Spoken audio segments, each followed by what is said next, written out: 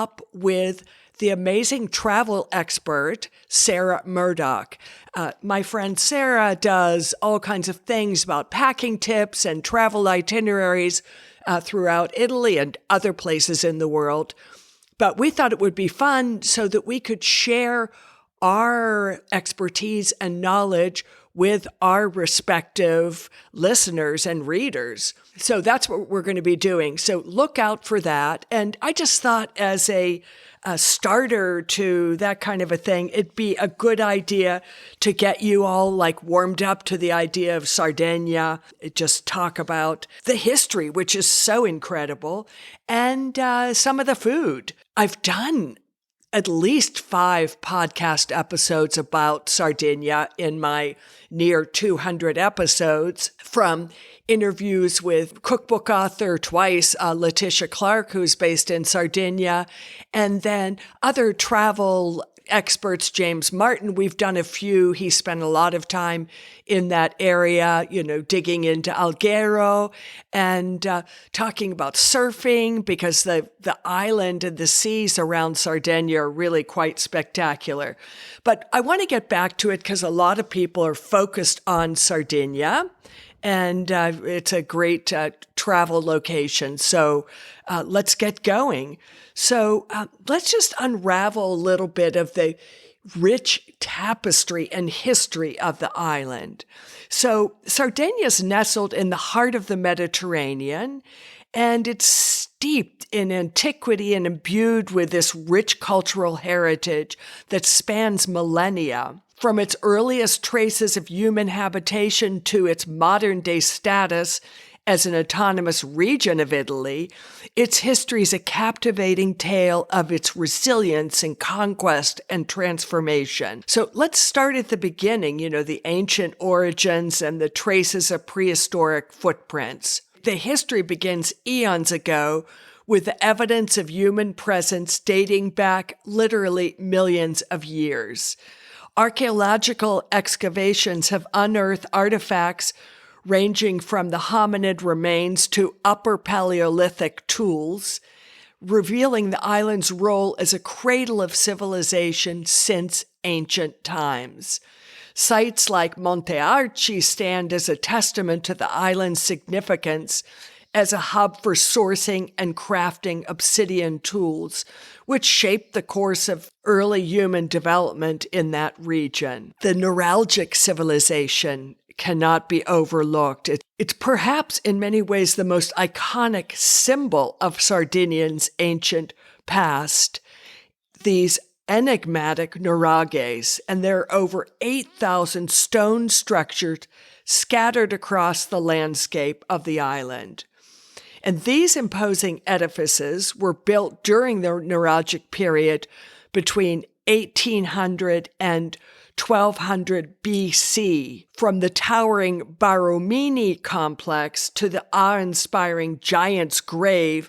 These architectural marvels, which people flock to the island to see, continue to intrigue and inspire visitors from really all around the world. There's the Phoenician influence on the island, the traders of the ancient world. So as the ancient world unfolded, Sardinia became a coveted prize for seafaring civilizations seeking to expand their influence across the Mediterranean. The Phoenician settlers arrived on the island shores in the 8th century BC and established thriving colonies that enriched Sardinia's trade networks and cultural tapestry.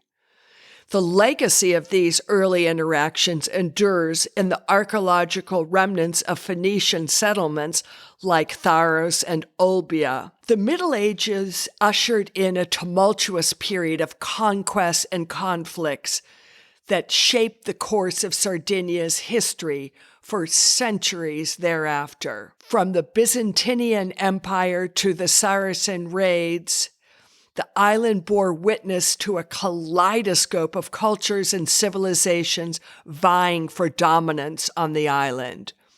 The emergence of the judicates, the 4 independent kingdoms governed by local judges, marked this new chapter in Sardinia's saga and fostered a unique blend of autonomy and influence that would endure for centuries. In the wake of medieval tumult, Sardinia embarked on a journey of transformation that would culminate in its integration into the Kingdom of Italy in 1861.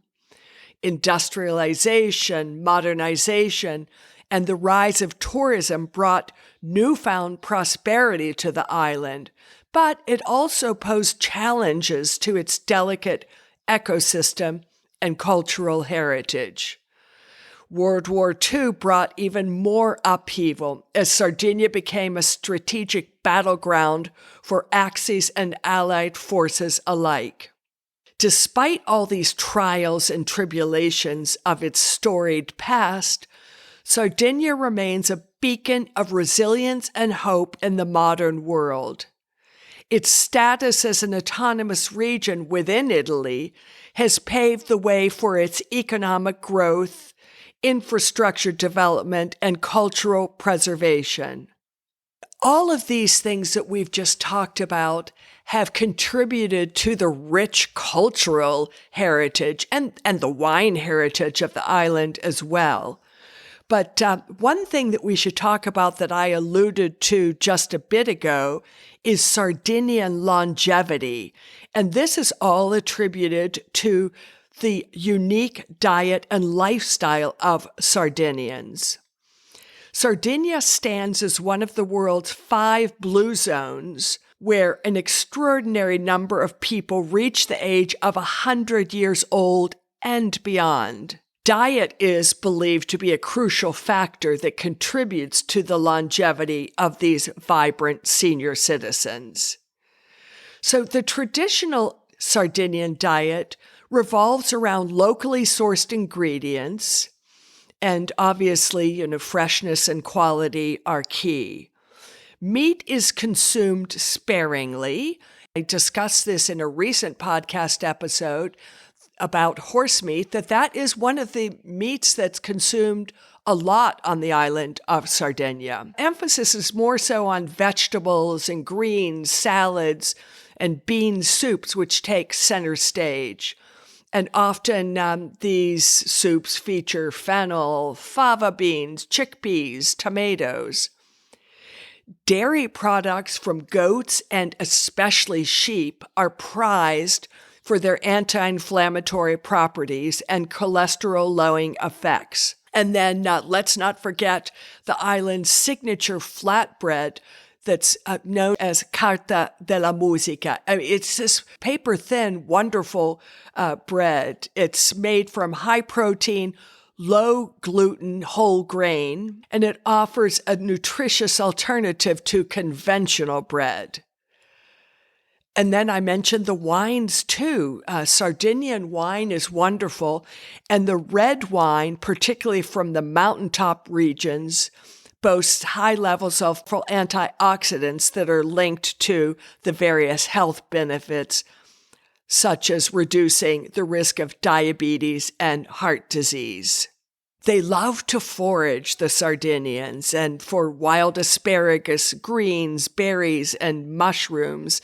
And all these add diversity and flavor to their diet. But, if you're visiting the island, be cautious because the Sardinians know what foraged elements then you can eat, but you could end up, if you're doing that on your own, eating something poisonous.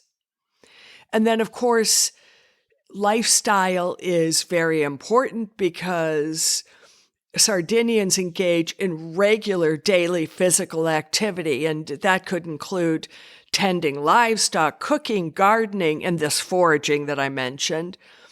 And, they have this strong connection to their surroundings and their heritage.